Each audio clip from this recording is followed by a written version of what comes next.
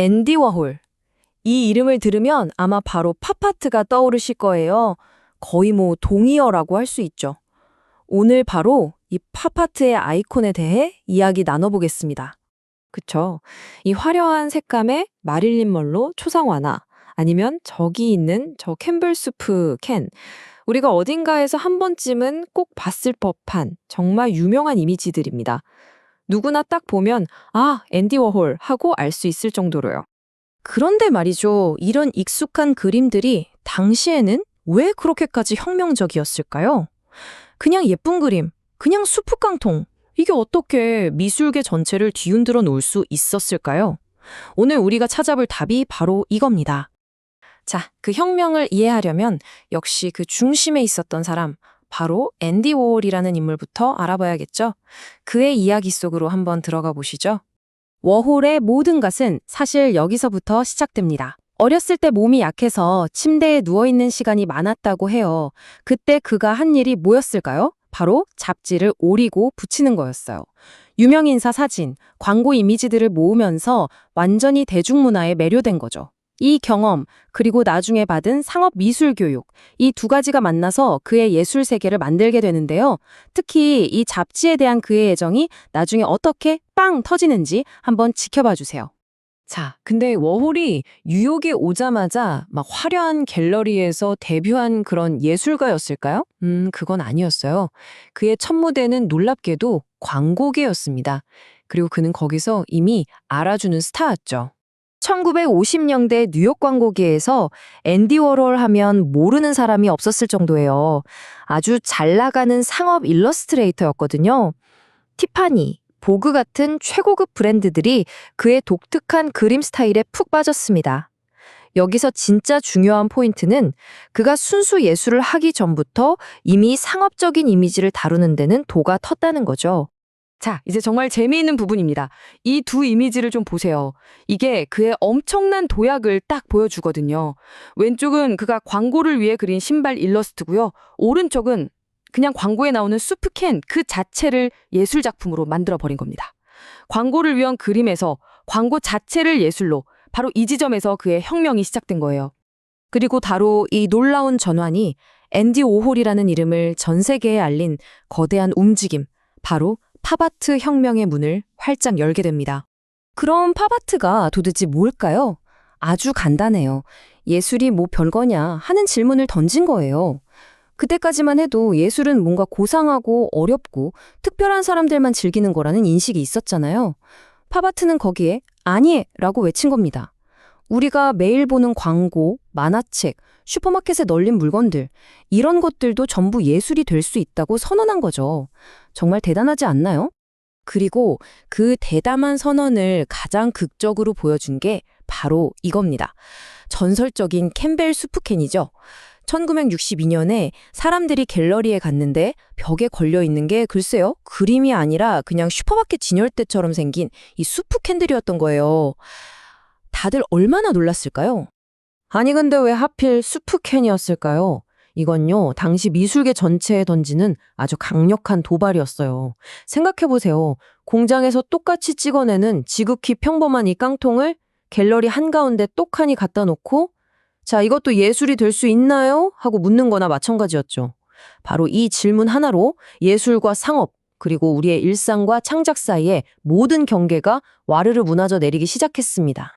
자, 그럼 이 혁명적인 예술 작품들이 어디서 어떻게 만들어졌을까요? 이제 그 혁명이 말 그대로 대량 생산되었던 곳, 워홀의 전설적인 스튜디오로 한번 가보겠습니다. 이곳이 바로 그 유명한 팩토리, 우리말로 하면 공장입니다. 이름부터가 심상치 않죠?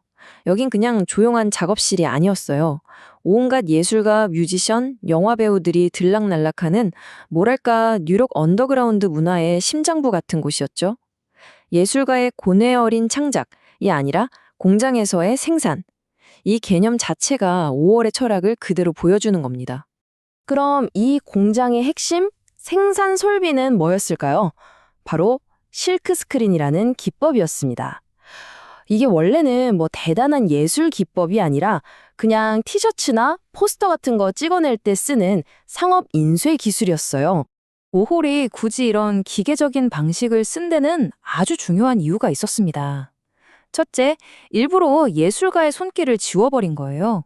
누가 봐도 기계로 찍어낸 것처럼 보이게 말이죠. 둘째, 말 그대로 공장처럼 작품을 마구 찍어낼 수 있었어요. 그리고 가장 중요한 세 번째 이유. 이렇게 똑같은 이미지를 계속 반복하는 게 바로 우리가 신문이나 TV를 통해서 세상을 보는 방식과 똑같다는 걸 보여주고 싶었던 겁니다. 정말 통찰력 있지 않나요? 이렇게 워홀은 명성과 이미지를 마치 공장에서 상품 찍어내듯 생산해냈습니다. 하지만 그 화려한 명성에는 아주 어두운 그림자가 드리워져 있었죠. 그리고 곧 그의 작품 주제였던 반복되는 이미지가 그의 삶과 또 그가 살던 시대의 끔찍한 비극 속에서 소름 끼치는 현실이 되어버립니다.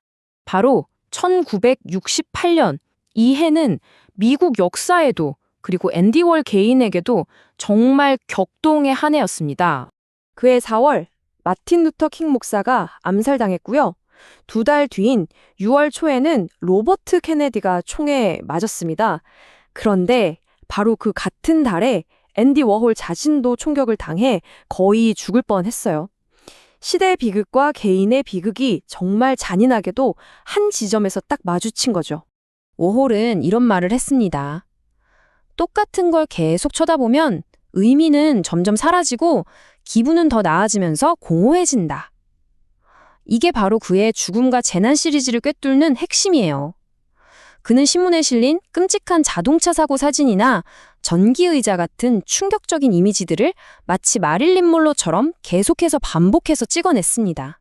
왜 그랬을까요? 바로 이거예요. 미디어가 이런 비극을 계속해서 보여주면 우리는 충격에 익숙해지고 결국 무감각해진다는 것. 그걸 아주 적나라하게 보여준 겁니다.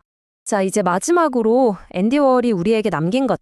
그의 작품과 생각이 오늘날까지도 왜 이렇게 강력한 영향력을 갖는지에 대해 이야기하며 마무리해볼까 합니다. 그의 핵심 메시지는 아마 이걸 겁니다. 대중매체 속에서 진짜 사람은 사라진다. 오직 소비할 수 있는 이미지만 남을 뿐이다.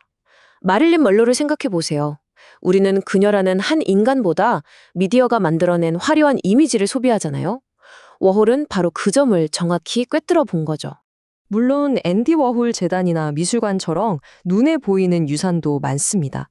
하지만 그의 진짜 유산은 그런 곳에만 있는 게 아니에요. 더 중요한 건 지금 우리가 사는 이 시대에 대한 그의 놀라운 예언입니다. 모두가 SNS에서 자기 자신을 하나의 브랜드처럼 만들고 좋아요라는 이미지로 가치를 증명받으려 하잖아요? 어쩌면 우리는 이미 앤디 워홀이 예견했던 그 세상 속에 살고 있는 건지도 모르겠습니다. 그래서 마지막으로 이 질문을 한번 던져보고 싶습니다. 하루에도 몇 번씩 셀카를 찍어 올리고 끊임없이 자신의 이미지를 만들어내고 또 소비하는 이 시대에 우리 모두는 어쩌면 앤디 워홀이 그린 또 하나의 초상화가 아닐까요?